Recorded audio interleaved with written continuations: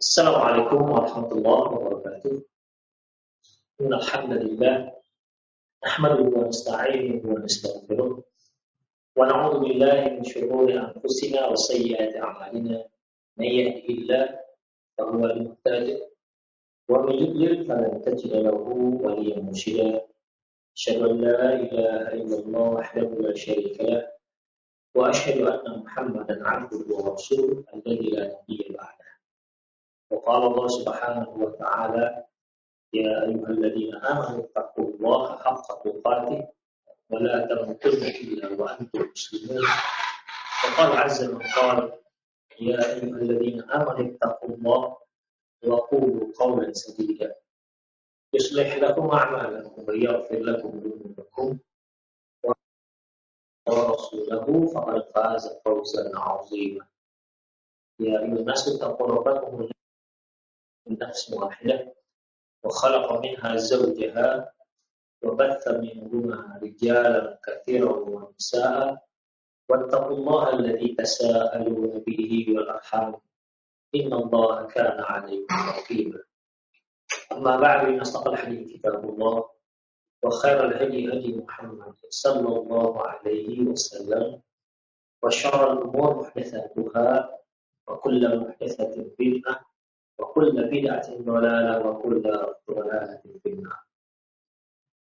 Ma'asyar muslimin wa muslimat, para pemirsa Roja TV dan radio Roja dimanapun berada.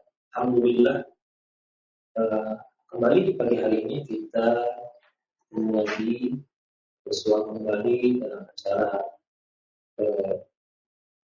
mengkaji tentang perjalanan setelah kematian yang kita ambil dari kitab yang Rasulullah. Ikhwah azimallahu alaikum, kita sudah bahas terkait dengan sebab-sebab seorang itu su'ul khatimah. Sebab mengapa seorang itu akhirnya meninggal dalam keadaan buruk. Dan kita juga sudah bahas satu poin terkait dengan husnul khatimah, yaitu seorang yang meninggalnya dalam keadaan baik.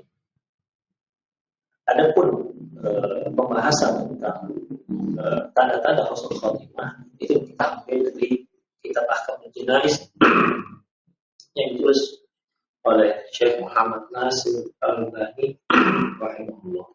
Para pemirsa dimanapun Anda berada,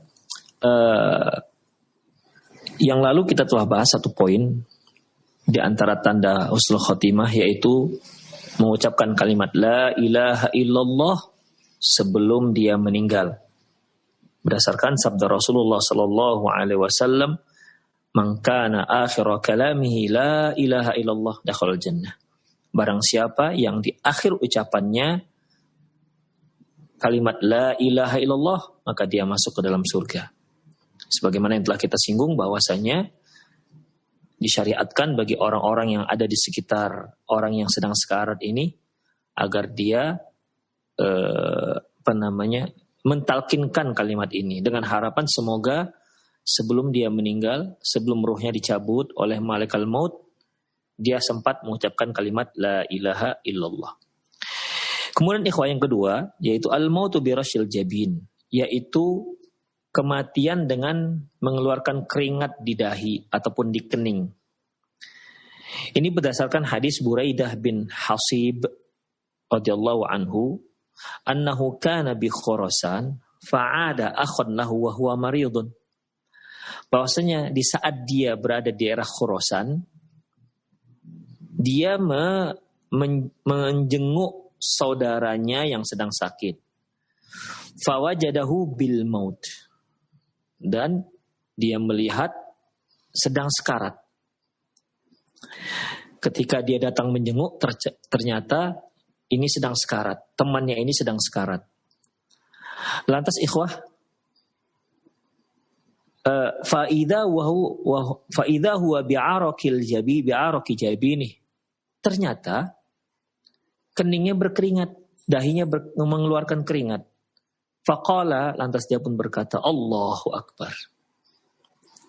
Sami'tu Rasulullah sallallahu alaihi wasallam yaqul, aku pernah mendengar Rasulullah sallallahu alaihi wasallam bersabda, mautul mu'min bi'arakil jabin. Bahwasanya kematian seorang mukmin itu dengan kening ataupun dahi yang kemeringat ataupun mengeluarkan keringat. Demikian ikhwah, hadis diriwayatkan oleh Imam Ahmad, Imam Nasa'i dan Imam Tirmidzi dan lain-lainnya dengan sanad yang sahih. Jadi di sini ikhwah, salah satu tanda daripada husnul khotimah yaitu apabila seorang yang sedang sekarat dahinya berkeringat. Makanya dari awal kita membahas bukan hanya masalah husnul khotimah, sebab-sebab husnul khotimah, tapi membahas masalah perjalanan setelah kematian ini tidak bisa kita bicara kecuali kalau ada dalil. Ya, karena ini masalah gaib. Kalau ada yang bertanya, kenapa kok mesti keringat di dahi? Baru itu sebagai husnul khotimah. Kenapa tidak di punggung? Atau di hidung misalnya, atau di leher misalnya. Mengapa harus di dahi? Allahu a'lam bissawab. Ini perkara gaib. Rasulullah sallallahu alaihi wasallam tak menyebutkan kenapa-kenapanya. Demikian ikhwah, azinallahu wa iyyakum. Ya, karena kalau sudah di saat seorang itu sudah sekarat, maka mulailah masalah-masalah gaib akan dia temui yang belum pernah dia temui sebelumnya. Seperti yang telah kita bahas, yaitu dia datangi oleh, ada kemungkinan besar dia datangi oleh syaitan karena itu merupakan kesempatan terakhir bagi syaitan untuk menyesatkan dia. Kemudian dia akan datangi oleh malaikat maut, ya, dan dia melihatnya, tapi orang sekitarnya nggak melihat. Demikian dengan adanya malaikat juga yang membawa kain kafan dari surga jika dia adalah seorang mukmin yang akan meninggal, dan akan membawa kain dari neraka apabila dia seorang kafir, ya, yang akan meninggal, dan seterusnya. Ini semua kan ikhwah tidak kita lihat, dan kita tidak bisa bicara masalah ini kecuali dengan dalil, ya, karena ini masalah gaib. Rasulullah SAW juga nggak tahu tentang masalah ini kecuali karena beliau sudah diberitahukan oleh Allah Subhanahu wa ta'ala. Alimul ghaib fala yudhiru ala ghaibi ahada. Bahwasanya Allah itu maha mengetahui ilmu gaib dan Allah tidak memberitahukan ilmu gaib ini kepada seorang pun illa man irtada mir rasul, kecuali dari kalangan rasul yang diridhoi oleh Allah Subhanahu wa ta'ala. Jadi Rasul sendiri sebenarnya nggak mengetahui ilmu gaib ini, masalah gaib ini, kecuali apa yang sudah diberitahukan oleh Allah Subhanahu wa ta'ala. Termasuk masalah ini ikhwah. Ya. Termasuk masalah ini. Ya, ketika Buraidah bin Husayb melihat ternyata saudaranya meninggal dengan dahi yang berkeringat, langsung dia ingat hadis Rasulullah sallallahu alaihi wasallam. Ya. Langsung dia ingat Rasulullah sallallahu alaihi wasallam yang pernah bersabda bahwasanya mautul mu'min bi'arakil jabin. Seorang mukmin meninggal dengan dahi yang berkeringat. Kenapa kok harus keringat? Kenapa harus di dahi? Kenapa? Ini kita tak tahu ikhwah. Karena Rasulullah Shallallahu Alaihi Wasallam juga nggak memberitahukan kepada kita kenapa kok harus keringat di dahi, kenapa tidak di hidung dan lain-lainnya, ya? Karena ini merupakan satu perkara yang masalah gaib, ya, kita hanya bisa mengimaninya. Demikian ikhwah, itu tanda husnul khatimah yang kedua, yaitu al-maut bi'arakil jabin, meninggal dengan dahi yang keringat. Yang ketiga ikhwah, al-mautu lailatal jum'ati au naharoha, yaitu meninggal di malam ataupun di hari Jumat. Meninggal di malam ataupun di hari Jumat berdasarkan sabda Rasulullah sallallahu alaihi wasallam, "Ma min muslimin yamutu yaumal jum'ah", tidak ada seorang muslim pun yang meninggal di hari Jumat, au lailatal jum'ah, atau di malam Jumat, illa waqahullahu fitnatal qabr, kecuali Allah akan selamatkan dia dari azab kubur. Kecuali Allah Subhanahu wa taala selamatkan dia dari azab kubur. Hadis ini diriwayatkan oleh Imam Ahmad dan lain-lainnya dan dihasankan oleh Syekh Muhammad Nasiruddin Al-Albani. Demikian ikhwah rahimanallahu wa iyyakum. Ya, memang para ulama berselisih pendapat tentang kesahihan hadis ini. Ada sebagian menyebutkan bahwasanya ini hadis tidak sahih, ya. Ini hadis tidak sahih seperti Syekh Muhammad Shalih Al-Utsaimin, Syekh bin Baz dan ulama-ulama lain yang mengatakan hadis ini hadis tidak sahih. Di antara alasannya selain sanad yang mereka katakan tidak kuat, juga maknanya juga enggak kuat. Karena apa? Alasan mereka, ya, karena seorang itu dikatakan husnul khotimah tidak terkait dengan hari. tapi terkait dengan amalan. Ya, saya ulangi bahwasanya yang namanya husnul khotimah itu terkait dengan amalan, tidak terkait dengan hari. Demikian. Contohnya bagaimana kalau seorang yang durjana, misal seorang durjana, tidak ada satupun dosa besar kecuali dia lakukan misalnya. Meninggalnya di malam atau di hari Jumat, itu bagaimana? Demikian. Makanya ya menurut mereka bahwasanya ya yang dikatakan husnul khotimah itu kaitannya bukan hari dia meninggal, tapi amalan yang dia lakukan. Amalan ataupun amalan yang sedang dia lakukan. Demikian ikhwah azallahu iyyakum. Namun sebenarnya ya karena kita katakan ini adalah masalah gaib, ya kita tidak tahu juga ikhwah. Ya bagi yang mensahihkan hadis ini seperti Syekh Al-Albani rahimahullah, ya bisa saja menjawabnya dengan ya ini kan masalah gaib, kita nggak tahu bagaimana akhir daripada kehidupan si mayit tersebut. Demikian. Ya, sehingga Allah Subhanahu wa taala mewafatkan dia di malam ataupun di hari Jumat. Demikian ikhwah. Ada juga yang berpendapat yaitu hadis ini hanya terkait dengan diselamatkannya seorang dari azab kubur, bukan azab neraka. Ya. Hadis Rasulullah SAW yang mengatakan min muslimin yamutu yaumal jum'ah aw lailatul jum'ah illa waqahu Allah min azabil qabr. Tidak ada seorang muslim pun yang meninggal di malam atau di hari Jumat kecuali Allah akan selamatkan dia dari azab kubur. Kata mereka karena hadis ini hanya menyebutkan azab kubur, maka terkait hanya dengan azab kubur, bukan azab neraka. Jadi kalaupun dia seorang yang durjana, seorang pelaku dosa, kalaupun dia meninggal di malam atau di hari Jumat, ya dia hanya diselamatkan dari azab kubur, tidak diselamatkan dari azab neraka jika Allah Subhanahu wa taala tidak ampuni dosanya.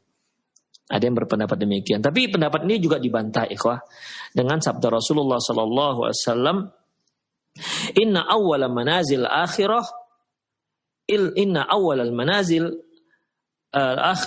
fa idza naja minhu fama ba'dahu aisar. Bahwasanya kematian itu kuburan ataupun alam barzakh seseorang itu merupakan awal dari posisi seorang di awal kondisi seseorang memasuki alam akhirat. Ya. Fa idza naja minhu fama ba'dahu aisaru minhu. Apabila dia selamat dari siksaan kubur, berarti setelahnya itu lebih mudah. Wa illam yanju fiha. Apabila ternyata dia tak selamat dari azab kubur, maka fama ba'dahu asyad. Maka yang setelah itu lebih parah, lebih dahsyat akan menunggunya. Demikian. Hadis diriwayatkan oleh Imam Tirmidzi dan Imam Ibnu Majah. Dari sini para ulama mengatakan bahwasanya ya tidak benar pendapat yang mengatakan apabila bahwasanya bagi yang mensahihkan hadis ini, bagi yang mensahihkan hadis ini bahwasanya hadis itu hanya dijauhkan dari azab kubur, tidak dijauhkan dari azab neraka. Nah, demikian. Dibantah dengan hadis tadi, ya. Barang siapa yang bisa selamat dari azab kubur, maka yang setelahnya itu lebih mudah. Dan barang siapa wa illam yanju fiha, apabila dia enggak selamat dari azab kubur, artinya dia ternyata di alam barzakhnya dia mendapat azab kubur, bukan nikmat kubur, maka yang setelahnya itu akan lebih dahsyat dan lebih parah.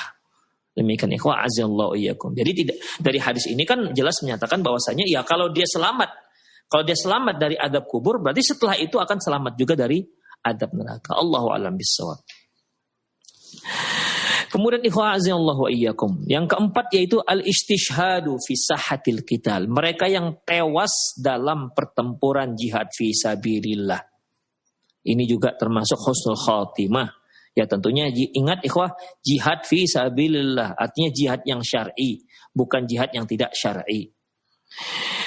Allah Subhanahu wa taala firman dalam surat Al-Imran ayat 159 dan seterusnya, wala tahsabannal ladzina qutilu fi sabilillahi amwata. Janganlah kalian mengira orang-orang yang terbunuh dan tewas di jalan Allah dalam jihad fi sabilillah amwata. Jangan kalian kira mereka itu mayit. Bal ahya'un 'inda rabbihim yurzaqun. Sesungguhnya mereka itu hidup. Ya, sesungguhnya mereka itu hidup. Inda rabbihim yurzaqun, mendapatkan rezeki anugerah dari Allah Subhanahu wa taala. Tapi tentunya ikhwah bukan berarti hidupnya orang-orang yang mati syahid sama dengan kehidupan dia semasa di dunia. Tentu akan beda ikhwah. Ya. Seperti kehidupan alam barzakh kan beda dengan kehidupan di alam sebelum barzakh ataupun alam dunia. Demikian juga kehidupan orang yang tewas dalam jihad fisabilillah itu beda dengan kehidupan dunia dan juga beda dengan kehidupan alam barzakh yang meninggal yang meninggalnya yang matinya bukan jihad fisabilillah. Ya, beda ikhwat. Pasti akan beda. Karena kalau nggak beda sama-sama hidup toh alam barzakh itu kan juga kehidupan. Tapi Allah Subhanahu wa taala mengatakan mereka yang terbunuh, tewas dalam jihad fisabilillah, Allah katakan bal ahya'un, mereka itu hidup. Jadi ini menunjukkan bahwasanya kehidupan mereka, kehidupan orang-orang yang tewas dalam jihad fisabilillah, mereka punya kehidupan yang berbeda dengan kehidupan alam barzakh yang lainnya. Kalau sama ya nggak ada istimewanya dibandingkan yang lain. Demikian ikhwah azallahu wa iyyakum. Ya, jadi jelas ya. Demikian ikhwah, ini menunjukkan bahwasanya ayat ini menunjukkan bahwasanya orang yang jihad fisabilillah dan dia tewas dalam pertempuran, ya, maka dia disebut dengan seorang yang mati syahid dan itu merupakan salah satu tanda husnul khatimah. Demikian ikhwah.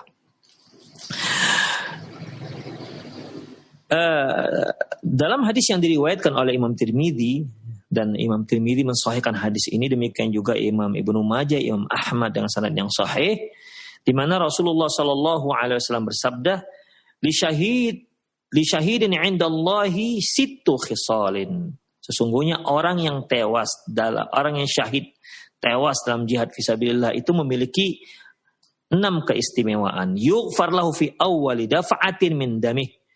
Bahwasanya di saat memuncratnya darah dari luka peperangannya, di saat itulah, di awal keluar darahnya itulah diampuni semua dosa-dosanya. Wa yara maq'adahu minal jannah, dan dia pada saat itu langsung melihat tempat dia di surga. Wa yujaru min adzabil qabri, mereka diselamatkan, dijauhkan dari azab kubur. Wa ya'manu al-faza' al-akbar, dan dia aman dari fazl akbar. Fazl al-akbar ini kalau kita artikan secara lughawi, faz'u artinya takut, terkejut, ya, akbar terbesar, keterkejutan terbesar. Demikian. Ini apa maksudnya ikhwah? Para ulama berbeda pendapat tentang makna daripada faz'ul akbar. Ada yang menyebutkan bahwasanya yang dikatakan dia aman dari faz'ul akbar yaitu hari Jumat, hari kiamat. Ya, ada juga menyebutkan dia tak terkejut di saat sangkakala ditiup. Demikian. Atau ada juga menyebutkan dia tak terkejut di saat kematian menjelang. Ada juga yang menyebutkan bahwasanya dia tidak terkejut di saat disembelihnya, kematian antara surga dan neraka. Mengapa di sini ada keterkejutan ikhwah? Dikarenakan ikhwah sejak saat itu tidak ada lagi yang namanya kematian. Ya, wahai penduduk surga kekallah, wahai penduduk neraka kekallah. Karena tidak ada lagi kematian setelah itu. Kematian telah Allah sembelih berupa kambing yang tempatnya di antara surga dan neraka. Disitulah disembelih kematian tersebut. Yang tadinya kematian ini merupakan kata benda yang abstrak, Allah rubah menjadi konkret yang bisa disembelih oleh Allah Subhanahu wa taala, yang bisa disembelih. Wa ma dzalika 'ala Allah bi'aziz, tentunya hal itu tidaklah susah bagi Allah Subhanahu wa taala. Ya, orang amalan kita saja bisa ditimbang nanti di hari akhirat kan. Kalau kita katakan di manalah berat amalan kita. Demikian. Bisa saja seorang yang tinggi, gemuk, besar badannya, ternyata setelah ditimbang tidak lebih berat dibandingkan sayap nyamuk. Demikian. Ini sudah masalah gaib ya. Ya. Dan Allah Subhanahu wa taala Maha berkuasa atas segala yang Dia inginkan. Kemudian ikhwah azani Allah wa iyyakum. Kemudian wa yuhalla hilyatal iman, dia akan diberi perhiasan keimanan, Kemudian wa yuzawwaju min hurin 'ain, dan dia akan akan dinikahkan dengan para bidadari. Wa yushaffa fi 70 inasan min aqaribihi, dan dia akan diberi izin untuk memberi syafaat keluarganya sebanyak 70 orang. Masya Allah, 70 orang. Demikian ikhwah. Makanya keutamaan orang yang mati syahid itu sangat besar ikhwah. Dan ini salah satu daripada tanda-tanda mati, salah satu tanda-tanda husnul khatimah. Kemudian ikhwah azinallahu wa iyyakum, selanjutnya yaitu al-mautu ghaziyan fi sabilillah. Kita ulang lagi ucapan la ilaha illallah sebelum meninggal, sebelum kematian, kemudian dengan dahi berkeringat, meninggal dalam keadaan dahi berkeringat. Kemudian yang ketiga yaitu seorang yang meninggal di malam ataupun di hari Jumat menurut madhab yang mensahihkan hadis ini. Ya. Kemudian yang keempat yaitu mereka yang tewas dalam peperangan jihad fisabilillah. Yang kelima mereka yang meninggal dalam jihad fisabilillah. Beda ya yang tewas dengan yang meninggal. Kalau yang tewas itu memang dia ditikam, terbunuh dalam pertempuran. Ini yang tewas ini ya mungkin dikarenakan dia jatuh dari untanya, atau dia tiba-tiba sakit di perjalanan, atau dan seterusnya. Intinya dia meninggal dalam jihad fisabilillah. Dalam sebuah hadis yang diriwayatkan oleh Imam Muslim dan Imam Ahmad dari Abi Hurairah radhiyallahu anhu, Rasulullah sallallahu alaihi wasallam pernah bertanya kepada para sahabat, "Ma ta'udduna syahid fikum?" Menurut kalian siapa-siapa saja yang dikatakan orang yang mati syahid? Qalu ya Rasulullah, man qutila fi sabilillah fa huwa syahid. Para sahabat langsung menjawab, ya. Dengan jawabannya sudah masyhur, apa itu? Man qutila fi sabilillah fa huwa syahid. Ya Rasulullah, yang mereka tewas dalam jihad fisabilillah itulah yang mati syahid. Lantas apa kata Rasulullah? Inna syuhada ummati idzan laqalil. Loh, kalau begitu orang yang mati syahid dari kalangan umatku sedikit sekali. Karena kan tidak semua zaman ada pertempuran jihad fisabilillah, ikhwah. Ya, tidak semua zaman. Ya. Ada zaman-zaman tuh tidak ada pertempuran dalam jihad fisabilillah. Ya. Kemudian ikhwah, lantas para sahabat bertanya, kalau begitu famanhum ya Rasulullah? Kalau begitu apa ada yang lain? Artinya ada enggak yang lain selain orang yang tewas dalam pertempuran jihad fisabilillah yang dikategorikan mati syahid? Lantas Rasulullah sallallahu alaihi wasallam mengatakan, setelah menyebutkan beberapa, beliau menyebutkan waman mata fisabilillah fahuwa syahid. Barang siapa yang meninggal dalam jihad fisabilillah maka dia mati syahid. Ingat, bedakan antara tewas dalam jihad fisabilillah, perang dalam jihad fisabilillah, dengan meninggal dalam jihad fisabilillah. Meninggal dalam jihad fisabilillah ini yang dia memang meninggalnya bukan dikarenakan pertempuran, tapi dikarenakan yang lainnya. Demikian ikhwah ra'azillahu wa iyyakum. Dan ini diartikan oleh Imam Al-Baihaqi dan Imam Hakim tentang yang dimaksud dengan man mata fisabilillah, barang siapa yang meninggal dalam jihad fisabilillah, yaitu beliau katakan ai kharaja fisabilillah, mereka yang keluar fisabilillah, famata, kemudian dia meninggal, au qutil, atau dia tewas, fahuwa syahid, maka dia syahid. Demikian. Jadi mereka yang pergi dalam jihad fisabilillah, ya, di tengah jalan dia sakit kemudian meninggal, maka dia dikatakan mati syahid. Ya, maka dia dikatakan mati syahid. Kalau yang tewas dalam pertempuran, itu sudah enggak diragukan lagi lah. Dan para sahabat juga langsung mendefinisikan apa yang ditanyakan oleh Rasulullah SAW dengan mati syahid. Ya. Kemudian awwaqasahu farasuhu, atau seorang yang meninggal karena dipijak oleh kudanya, au ba'iruhu, atau untanya, ya mungkin ketika berkendaraan dia jatuh kemudian dipijak, ya terpijak oleh kendaraannya, maka dia mati syahid. Atau mungkin kendaraan orang lain, ya mungkin lagi kencang, ya lagi ngebut bawa kendaraan, ya bawa untanya, tiba-tiba jatuh dia, ya kemudian dipijak oleh kuda orang yang di belakang, matilah dia misalnya, kepijak kepalanya, retak kepalanya, meninggallah dia spontan misalnya. Ini kan namanya meninggal, ya, meninggal dalam jihad fisabilillah. Tapi bukan tewas karena pertempuran. Au ladaghathu hammatun, atau dia di saat jihad tersebut dia meninggalnya dikarenakan disengat binatang berbisa. Apakah dipatuk ular atau disengat kalajengking misalnya, atau binatang-binatang atau hewan-hewan yang berbisa yang lainnya yang mengakibatkan dia pun meninggal dunia. Demikian. Au mata ala firashihi bi ayyi hadfin sa'at fa innahu syahidun wa inna lahu jannah.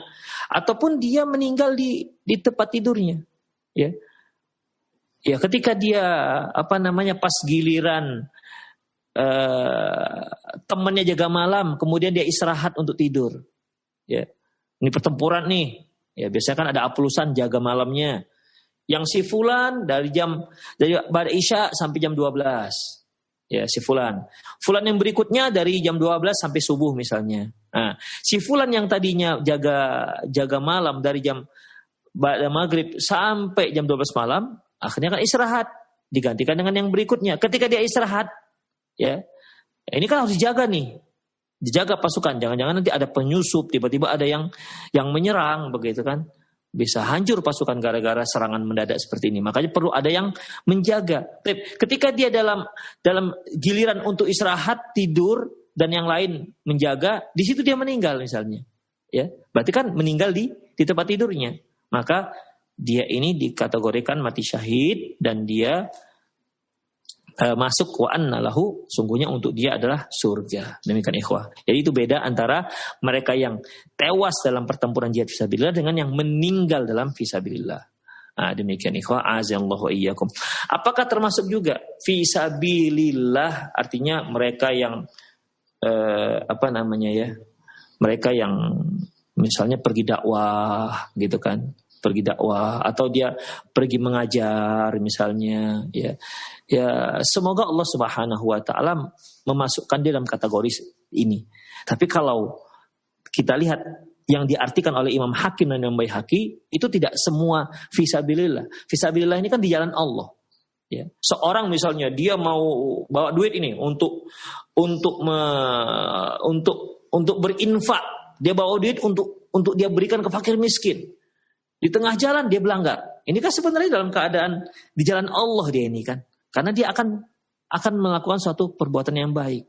Demikian ikhwah. Tapi sebenarnya ya Allahu a'lam bishawab, saya cenderungnya pada ini pendapat para imam ini, karena nanti seorang yang meninggal dalam keadaan berbuat baik itu ada lagi.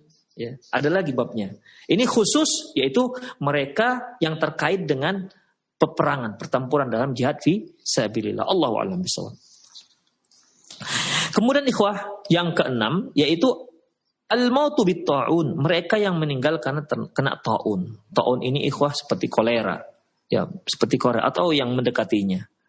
Demikian berdasarkan sabda Rasulullah sallallahu alaihi wasallam yang diriwayatkan oleh Imam Bukhari dan Imam Ahmad dari Hafsata ibnati Sirina, qalat, dia berkata, qala li Anas bin Malik, dia berkata, Anas bin Malik berkata kepadaku, bima mata Yahya bin Umrah, apa penyebab Yahya bin Umrah meninggal? Apa penyebab Yahya bin Umrah meninggal? Qultu bitta'un, aku katakan. Jadi ini Anas bin Malik bertanya kepada Hafsah bin Ibnu Sirin. Hafsah putrinya Ibnu Sirin. Hafsah anaknya Sirin. Anas bin Malik bertanya, Yahya bin Umrah ini meninggal karena apa? Sebabnya apa? Qultu, kata Hafsah, dikarenakan kena taun, ya, kusta. Faqala, lantas dia berkata, qala Rasulullah sallallahu alaihi wasallam, Rasulullah sallallahu alaihi wasallam bersabda, at-ta'un syahadatun likulli muslim. Ta'un adalah mati syahidnya setiap muslim. Demikian ikhwah. Berarti mereka yang seorang muslim yang meninggal dikarenakan terkena penyakit ta'un, maka dia disebutkan dalam kategori mati syahid. Demikian. Kalau kita bincang-bincang tentang wabah ikhwah, apakah bisa dikiaskan antara wabah COVID-19 ini dengan wabah ta'un? Karena waktu itu wabah ta'un amwas itu wabah yang luar biasa, yang dalam seminggu bisa ribuan direnggut nyawa karena penyakit ta'un ini. Tapi wabah ya, yang mewabah di muka bumi. Kita katakan pandemi juga lah pada waktu itu. Tapi apakah pandemi ta'un pada waktu itu yaitu ta'un, bisa dikiaskan dengan wabah virus COVID-19 ini? Ikhwan azza iyyakum, sebagian ulama ada yang menyebutkan bisa, ya, bisa. Tapi Allahu a'lam bishawab, sebagian lagi mengatakan enggak bisa dikiaskan karena adanya perbedaan antara ta'un dengan wabah COVID-19. Jadi dengan kesimpulan ya mereka yang meninggal karena terserang virus COVID-19 tidak dikatakan mati syahid dikarenakan virusnya, ya, dikarenakan dia berdalilkan dengan ta'un. Demikian. Ya, seperti Syekh Ali Hasan bin Abdul Hamid Al-Halabi rahimahullah, beliau mengatakan bahwasanya kalau ta'un itu dia nggak masuk Madinah dan nggak masuk Mekah, tapi ternyata COVID-19 masuk Madinah dan masuk Mekah. Berarti nggak bisa disamakan antara ta'un dengan COVID-19. Tapi walaupun kita tidak katakan mereka itu mati syahid dikarenakan dalil ta'un, tapi kita bisa katakan mereka yang kaum muslimin yang meninggal karena COVID-19, ya, bisa kita katakan termasuk mati syahid dengan dalil yang lain, yaitu nanti akan ada, yaitu meninggal dikarenakan sakit paru. Dan COVID-19 itu kan yang diserangnya adalah paru, ya. Demikian. Semoga mereka termasuk mati syahid bukan dikarenakan dalil ta'un, tapi dikarenakan meninggal dikarenakan sakit paru, sebagaimana yang nanti akan kita bahas. Demikian ikhwah, azinallahu ikum, Allahu alam bissawab. Kemudian ikhwah, yang ketujuh, ya, kita singkat saja karena ini banyak keterangannya. Karena pada dasarnya ini sebagai keterangan tambahan. Yang kita bahas adalah kitab Qiyamatus Sughur. Ini tambahan saja sebagai alamat husnul khotimah, karena sebelumnya yaitu asbab su'ul khotimah, sebab-sebab buruknya meninggalnya seseorang. Yang ketujuh ikhwah, al-mautu bada al-batni. Meninggal bada'ul batni, ada yang mengartikan ikhwah meninggal dikarenakan sakit perut. Ya, meninggal dikarenakan sakit perut. Ikhwah azallahu iyyakum, yang rajih kalau kita artikan bukan meninggal karena sakit perut. Karena sakit perut itu hanya di bagian perut. Bagian dada tidak dikatakan sakit perut. Ya. Allahu a'lam bissawab, al-mautu bi badil batn itu artinya meninggal dikarenakan sakit yang batin yang ada dalam tubuh kita. Jadi bukan hanya perut. Ya, perut itu termasuk al-batn dalam bahasa Arab, tapi yang al-mabtun yaitu yang sakit internis gitulah kira-kira, sakit yang ada di dalam tubuh kita, bukan hanya perut. Demikian. Al-batn itu artinya sesuatu yang tersembunyi. Sesuatu penyakit yang ada di dalam tubuh kita. Demikian. Ikhwah, semoga bisa dibedakan. Yang pertama, sakit perut beda dengan sakit dikarenakan sakit dalam. Karena al-batn itu, al-mabtun itu artinya bisa juga artikan semua yang sakitnya bersumber dari dalam tubuh kita. Perut juga termasuk salah satu daripada sakit al-mabtun. Demikian. Kalau kita artikan sakit al-mabtun ini adalah sakit perut, berarti kalau dia yang sakitnya di dada itu nggak dikatakan sakit perut. Berarti tidak termasuk dalam mati syahid. Demikian. Allahu a'lam bishawab. Ya, bahwasanya makna daripada al-maut bi badal batni dalam hadis yang lain al-mabtun, ya, yaitu bukan hanya sakit perut tapi semua penyakit yang sumbernya dari bagian dalam tubuh kita. Apakah meninggalnya dikarenakan sakit paru, apakah meninggalnya dikarenakan sakit jantung, karena kan di dalam, nggak ada jantung orang yang di luar kan. Paru itu juga dalam, nggak ada yang di luar. Meninggal dikarenakan apa lagi? Dikarenakan ginjal, meninggal dikarenakan sakit hati. Maksudnya sakit hati di sini bukan dikarenakan putus cinta, bukan. Hati artinya lever lah kita katakan ya.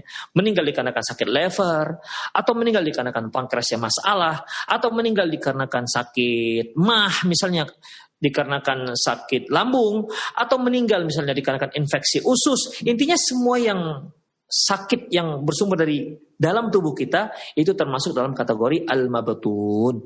Ya, Allahu a'lam bishawab.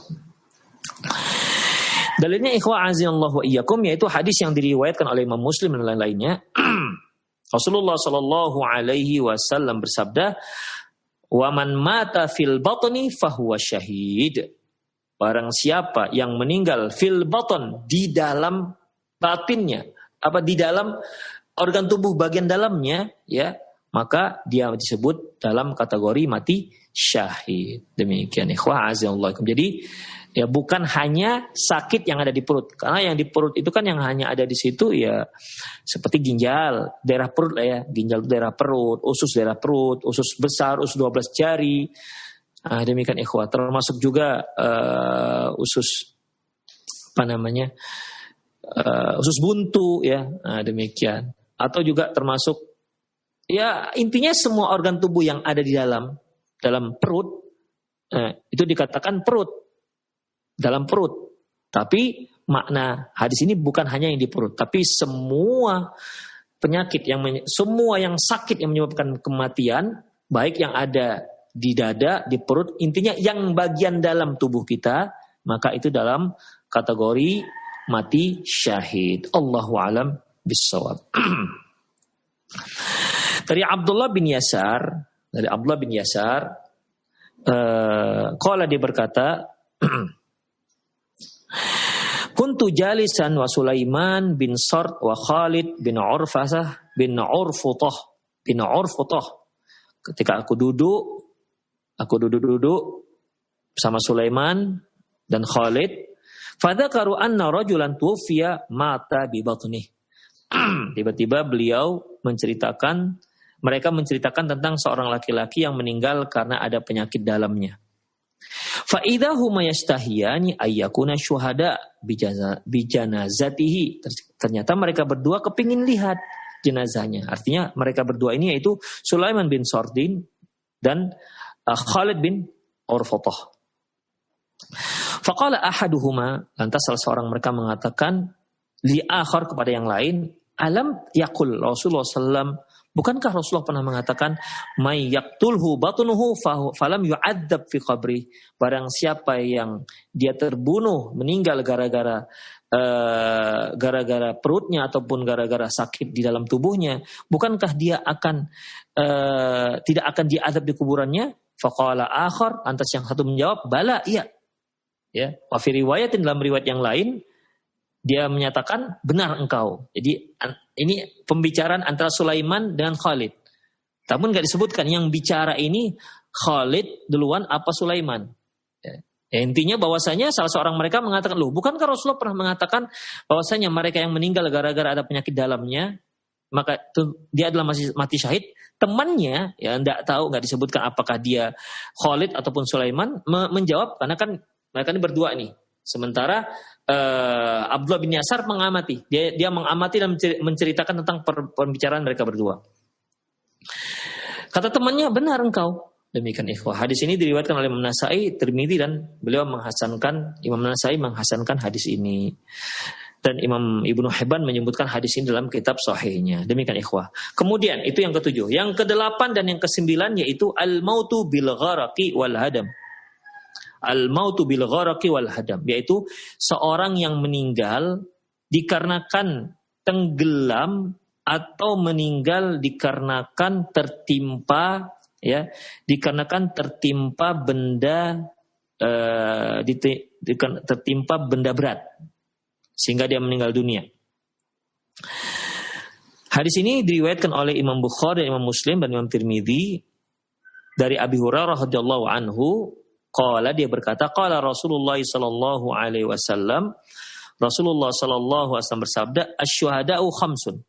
Bahwasanya seorang yang syahid itu ada 5, al-mat'un, yang meninggal karena penyakit ta'un, wal mabtun, meninggal karena penyakit dalam, wal gharaqu, meninggal dikarenakan tenggelam, wa sahibul hadam, dan sahibul hadam, yaitu mereka yang meninggal karena tertimpa benda berat sehingga meninggal, wa syahidun fi sabilillah, dan seorang yang mati syahid dalam jihad fi sabilillah. Ikhwa'azinallahu iyyakum, perlu kita garis bawahi bahwasanya ada yang mati syahid itu terbagi 2, sebagaimana yang dikelompokkan oleh para ulama, yaitu mati syahid duniawi dan mati syahid ukhrawi. Adapun mati syahid duniawi yaitu perlakuan terhadap orang yang mati syahid. Yang mati syahid yaitu dia tidak dimandikan, ya, dan tidak disolatkan. Ini khusus untuk yang ini untuk syahid ukhrawi. Mereka yang syahid ukhrawi, artinya dia yang tewas dalam peperangan jihad fisabilillah. Ya, dikarenakan bacokan atau dikarenakan sayatan atau dipenggal kepalanya, ya, karena peperangan, atau tertembak peluru atau kena bom misalnya, ya, matilah dia. Maka orang yang meninggal dalam pertempuran seperti ini, dalam jihad fisabilillah, maka mayatnya langsung dikafankan dengan tanpa dibuka bajunya, ya. Kemudian setelah dikafankan langsung dikubumikan, ya, langsung dikubumikan, tidak disolatkan, ya, tidak disolatkan dan tidak dimandikan. Hanya saja, ya, tidak disolatkannya itu boleh, namun kalau disolatkan, disunnahkan untuk disolatkan, karena Rasulullah Shallallahu Alaihi Wasallam menyatakan, para sahabat menyebutkan bahwasanya karena Rasulullah SAW yusalli ala Hamzah, Nabi Shallallahu Alaihi Wasallam menyolatkan jenazah Hamzah, walam yusalli ghairah ala syuhadil Uhud, dan beliau tidak menyolatkan selainnya, selain Hamzah, dari kalangan para sahabat yang tewas dalam perang Uhud. Demikian. Berarti yang tewas dalam jihad fisabilillah itu boleh tidak disolatkan. Ya, boleh tidak disolatkan. Ini dikatakan syahid ukhrawi. Adapun syahid seperti mereka yang meninggal karena sakit ta'un, meninggal dikarenakan sakit mabtun, seperti ini juga meninggal dikarenakan tenggelam, meninggal dikarenakan tertimpa benda berat, ini dikatakan mati syahid. Syahidnya syahid duniawi. Jadi dia diperlakukan seperti mayat-mayat yang lain. Demikian. Tapi dia termasuk dalam kategori orang yang mati syahid. Demikian ikhwah azallahu wa iyyakum. Hanya ada yang menyebutkan ini ikhwah, bahwasanya mereka yang dalam pertempuran, nah itu dia. Mereka yang dalam pertempuran, misalnya dia bagian armada laut misalnya, angkatan laut, bertempur dia di laut sehingga dia terjatuh dari kapalnya, kemudian dia meninggal. Ya. Pecah kapalnya, kemudian dia pun tenggelam, dia tidak terkena apa-apa dari pecah kapal tersebut, tidak terkena bom, enggak. Dia meninggalnya karena tenggelam, tapi dalam pertempuran, maka ini termasuk mati syahid. Ya, mati syahid ukhrawi, akhirat. Demikian juga seorang yang bertempur, kemudian ternyata dinding yang di belakangnya itu ditembak, dibom, ya, oleh rudal tank, sehingga runtuhlah dinding tersebut dan menimpa dia. Dia lagi perang nih, ya. Dia lagi perang, menimpa dirinya. Maka ini termasuk mati syahid ukhrawi. Demikian, karena dia meninggal dikarenakan pertempuran, demikian ikhwah, ya. Jadi dia tidak termasuk dalam mati syahid duniawi. Makanya yang meninggal dalam tenggelam ataupun tertimpa benda-benda yang berat, ya. Kalau itu terjadi di saat dia bertempur, perang dalam jihad fisabilillah, maka dia termasuk dalam mati syahid ukhrawi. Allahu a'lam bissawab. Kemudian ikhwah azinallahu ikum, yang ke-10 yaitu al-mautul mar'ah fi nifasiha bisababi waladiha. Meninggalnya wanita dalam keadaan dia nifas karena anaknya. Artinya karena dia hamil anaknya. Dia meninggal apakah dikarenakan melahirkan atau meninggal dikarenakan hamilnya anaknya, ya, dia sedang mengandung anaknya. Karena ikhwah, ada juga wanita itu ketika dia mengandung anaknya luar biasa, wahnan ala wahnin, ya. Sebagaimana yang disebutkan Allah Subhanahu wa taala tentang wanita yang sedang mengandung. Wahnan awala wahnin. Kesusahan di atas kesusahan. Ada yang wanita itu ketika dia hamil dia muntah-muntah, Masya Allah, sampai apapun nggak bisa dia makan. Sampai kurus kering, itu dikatakan efek daripada hamilnya. Ya kalau seandainya yang seperti itu hingga akhirnya qadarullah dia meninggal dunia, maka dia termasuk dalam ini. Karena dia meninggal gara-gara anak yang sedang dikandungnya. Demikian ikhwah azallahu. Ada lagi yang saya pernah tahu seorang akhwat, kalau dia mengandung itu muntah darah. Dan darahnya bukan sebercak, dua bercak, tapi bisa satu mangkok. Demikian. Ya. Jadi sangat mengkhawatirkan. Maka kalaupun akhirnya dia meninggal karena mengandung, ya seperti itu, efek daripada mengandungnya, maka dia dikategorikan dalam mati syahid. Karena dia meninggal dikarenakan anak yang ada dalam kandungannya. Demikian ikhwah. Termasuk juga mereka yang seorang wanita yang meninggal dikarenakan melahirkan anak. Ya, ketika dia melahirkan anak, entah bagaimana ceritanya kita tidak tahu, akhirnya meninggallah dia. Maka dia termasuk dalam kategori mati syahid. Demikian ikhwah. Hadis ini diriwayatkan oleh Imam Ahmad dengan Darimi, di mana dari Ubadah bin Samit, anna Rasulullah SAW ada Abdullah bin Rawahah, bahwasanya Rasulullah SAW menjenguk Abdullah bin Rawahah. Kemudian Rasulullah berkata, "Atadri ma syuhada'u ummati?" Lantas beliau mengatakan, tahu nggak kalian? Ya, tahu nggak kalian siapa saja yang dikatakan orang dari kalangan umatku yang mati syahid? Qalu qatlul muslim syahadatun. Sahabat mengatakan, iya, seorang muslim yang tewas dalam jihad fisabilillah, maka dia dikatakan mati syahid. Qala inna syuhada ummati idzan laqalil. Kalau begitu orang yang mati syahid dari kalangan umatku sedikit sekali. Kemudian Rasulullah menyebutkan beberapa. Qatlul muslim syahadatun. Muslim yang terbunuh dalam jihad fisabilillah dia mati syahid. Wa ta'un syahadatun. Muslim yang meninggal dikarenakan penyakit taun dia juga dikatakan syahid. Wal mar'atu yaqtuluha waladuha jam'a. Wanita yang terbunuh dikarenakan anak yang dikandungnya itu juga mati syahid. Syahadatun, ya. Yajuruha waladuha bisararihi il jannah. Nanti di hari kiamat si anak akan menyeret ibunya dengan tali plasentanya menyeret ibunya ke dalam surga. Demikian hadis diriwayatkan oleh Imam Ahmad. Demikian ikhwah azanallahu iyyakum, ya, karena waktu kita terbatas. Insyaallah kita akan lanjutkan alamatul husnul khatimah di kajian berikutnya. Masih ada beberapa lagi. Semoga Allah SWT mudahkan kita semua untuk mendapatkan husnul khatimah. Namun satu hal yang perlu kita garis bawahi, ya, kita tidak boleh minta mati. Rasulullah katakan la tatamannaul maut, janganlah kalian minta mati.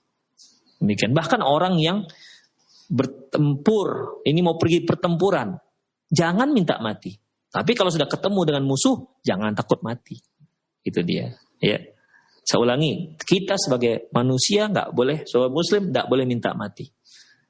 Demikian. Bahkan kita juga tidak berharap kita bertemu dengan musuh. Ya, kalau ketemu dengan musuh maka pantang untuk mundur ke belakang. Jangan takut mati, kita bertempur sampai titik darah penghabisan. Demikian ikhwan azanallahu, semoga bermanfaat. Insyaallah di Senin yang akan datang kita akan lanjutkan lagi. Aku qouli hadza wa astaghfirullah li wa lakum wa lisal muslimin innahu wal ghafurur rahim. Bagi para pemirsa Roja TV ataupun Radio Roja, yang pendengar Radio Roja yang ingin bertanya, silahkan layangkan pertanyaan Anda ke studio. Demikian. Aku qouli hadza wa astaghfirullah li wa lakum wa lisal muslimin innahu wal ghafurur rahim. Tafadhal.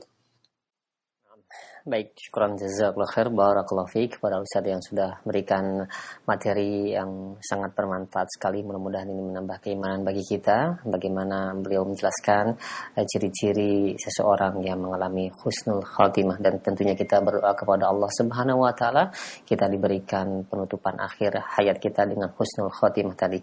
Baik, untuk selanjutnya kami buka sesi interaktif, sesi soal jawab bagi Anda yang ingin bertanya perihal pembahasan kita di kesempatan pagi hari ini. Baik, kesempatan Pertanyaan pertama kami akan ajukan terlebih dahulu Ustaz dari layanan pesan singkat. Ada 2 pertanyaan senada, di antaranya dari hamba Allah yang berada di Itana Olio dan juga penanya yang berada di Bogor. Assalamualaikum warahmatullahi wabarakatuh.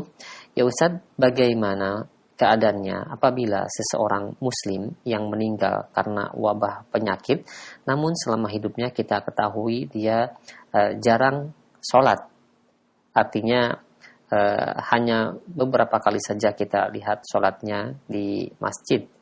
Dan juga bagaimana jika kita tidak mau menyolatkan seseorang yang hampir tidak pernah kelihatan di masjid ketika dia meninggal Ustaz.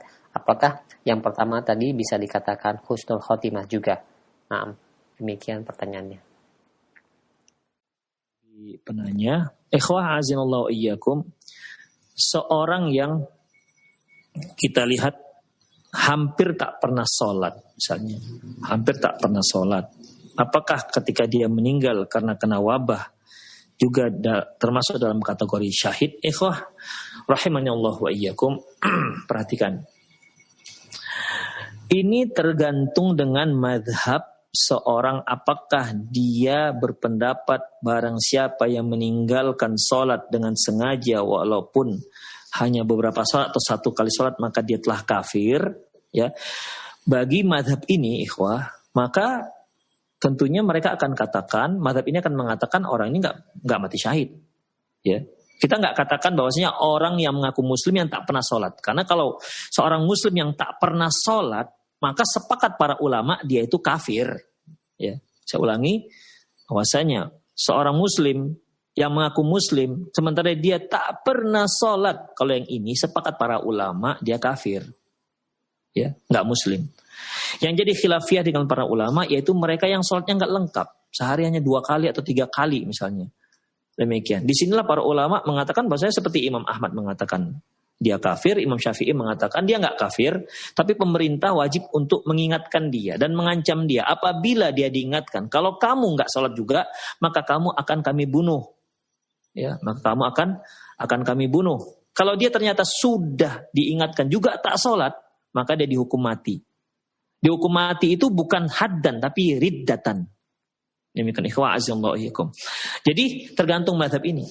Kalau dia mazhabnya mazhab yang tidak mengkafirkan, ya tidak mengkafirkan, ya tentunya bagi orang yang masih meyakini itu sholat merupakan salah satu kewajiban seorang muslim, ya. Namun dia masih malas, dia melakukannya nggak lengkap dalam 1 hari, ya. Bagi yang mengatakan ini belum dalam kategori kafir, maka mudah-mudahan dengan matinya dia dengan terkena ta'un, mudah-mudahan itu sebagai kafarah untuk dia. Ya, mudah-mudahan sebagai kafarah untuk dia.